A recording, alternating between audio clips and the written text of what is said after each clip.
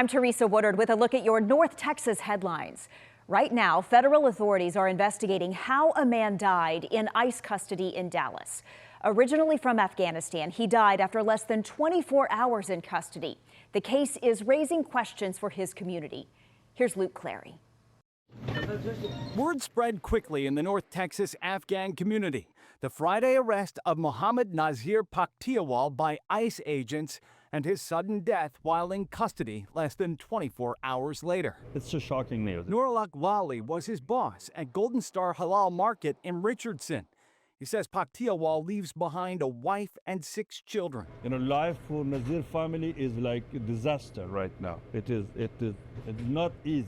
It is totally not easy. Wali says the death is shaking the community. Nobody is feeling safe right now, honestly. I'm personally not feeling safe. The group Afghan Evac says Paktiawal worked with U.S. Special Forces in Afghanistan and was evacuated to the United States after the fall of Kabul in 2021. He lived in Richardson while his asylum case remained pending. How we show up for our wartime allies, how we take care of people that we've welcomed into our country, Afghan or not, is a commentary on the very idea of America. Afghan Evac is calling for an independent investigation, but ICE describes Paktiawal differently. In a statement, the agency called him a criminal illegal alien with prior arrests for SNAP fraud and theft. And it says he provided no record of military service when he entered the United States in 2021. We have pictures of him serving. We have certificates of him serving. The information that's been presented to us looks authentic. It looks like he served. ICE says Paktiawal did not report any prior medical conditions during processing.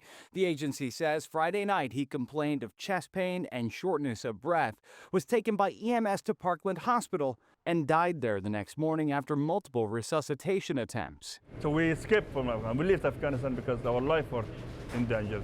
We moved to a place, to have a better life. But unfortunately, the life here is getting more worse. In Richardson, I'm Luke Clary.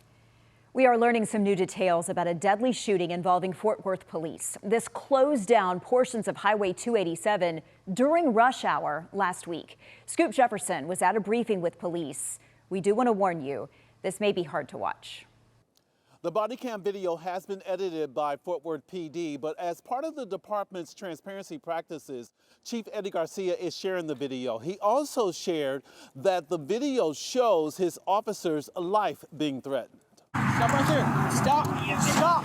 Get back. The edited body cam video shows the officer arriving to find 38-year-old Jose Lara on the 287 bridge over Martin Luther King Street just after 4 o'clock last Thursday, leaning over the bridge holding a sharp object.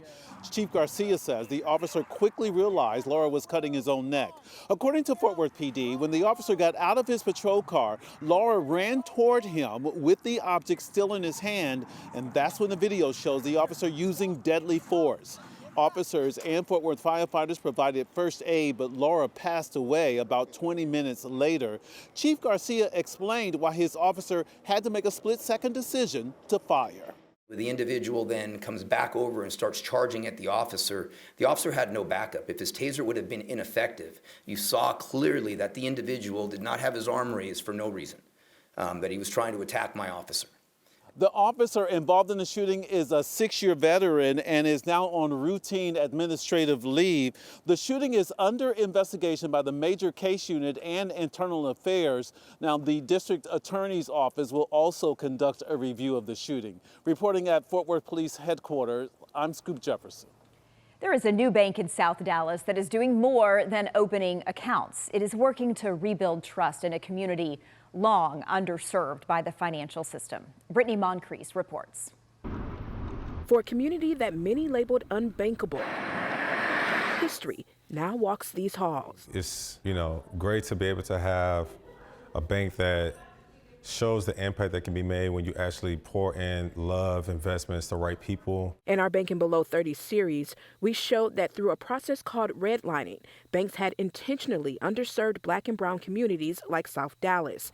And in 2024, Vista Bank became the first bank to open in about 30 years in this community. Lubbock Smith III was Vice President of Community Development and Outreach. Having my roots and my family from South Dallas, I've always seen the treasure in the gym in South Dallas. Sharing that treasure with others through banking. We believe that it's important for us to have transformational relationships with the community versus transactional relationships. Offering programs and workshops on topics like financial literacy, sponsorship, and investing.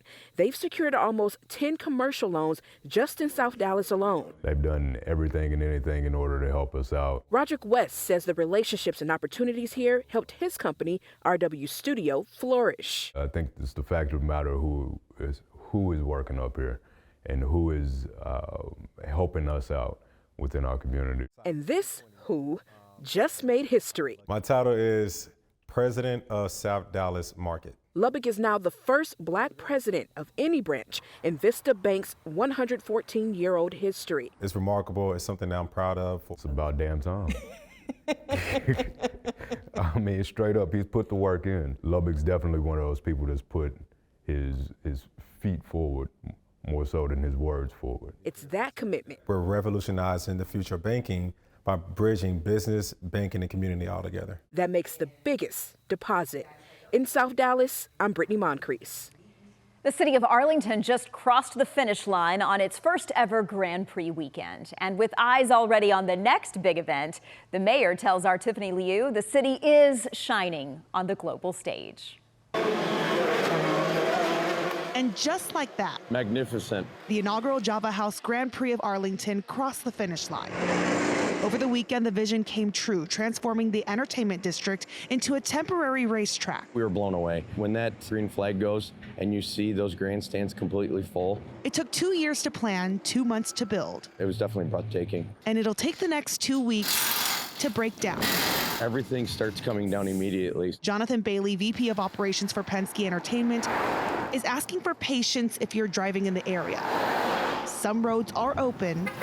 You can traverse through the area. But be careful as they work to open more. About a week and a half from now, 2 weeks from now, the areas will be opened more and more every evening. As crews clean up the streets. We didn't put it up overnight. Arlington Mayor Jim Ross, it's not coming down overnight, says the event helped clean up in more ways than one. This event didn't just let Arlington make some money. It helped all of our surrounding communities make money. Hotels packed, restaurants full, thousands of race fans spent money across the city and Metroplex. Are we proud of the world stage we're on? You better believe we are. But we also understand that all of North Texas gets better when one of us does better. It was Arlington's first IndyCar street race, and it likely won't be the last. We're going to bring them back. They're going to come for a couple more years and check things out. This weekend was a glimpse of what's coming. I was blown away. What a wonderful time. As the 2026 FIFA World Cup brings massive international crowds to Arlington. I like to tell everybody this is what Arlington was born to do. I'm Tiffany Liu. And those are your headlines from North Texas.